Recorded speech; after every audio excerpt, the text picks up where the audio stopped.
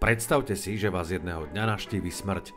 Nie je však v podobe kostry s kosou, ale ako vtipného a cynického spoločníka s ostrým jazykom. V Dome kultúry Lúky sa uskutočnila premiéra divadelnej inscenácie Rozhovory so smrťou, ktorú prinieslo divadlo Tandem.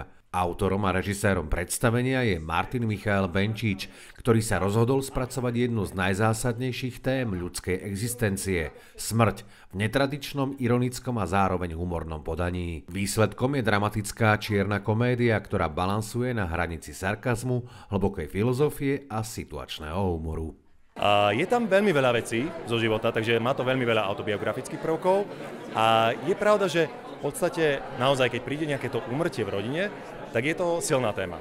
U nás to prišlo a prišlo to ako potom zároveň aj nejaká inšpirácia, že asi veľa ľudí prežíva niečo obdobné a dá sa na to pozrieť aj z ľahšieho pohľadu ako len z toho depresívne. A ste si nejako hovorili, že ako k tomu budete pristupovať k takejto postave?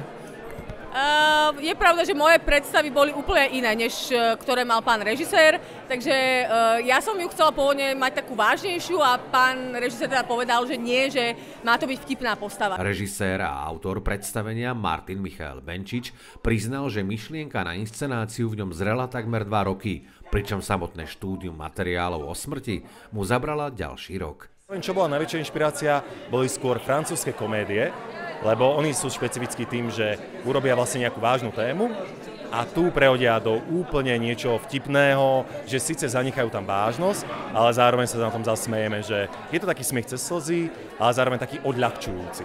Smrť je taká, povedal by som, nie je celkom bežná téma a nie je to taká otvorená téma, že každý by sa otvorene o nej rozprával.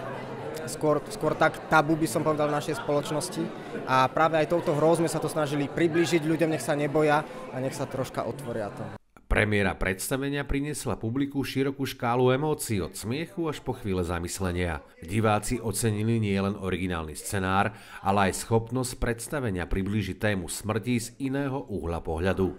Inscenácia si už počas prvého večera získala pozitívne ohlasy a naznačila, že čierny humor má na slovenskej divadelnej scéne pevné miesto. Druhá premiéra sa bude konať 28. marca, kde sa aj vy môžete stať účastníci nevšednej inscenácie, ktorá vám ukáže, že smrť môže byť až prekvapivo živá.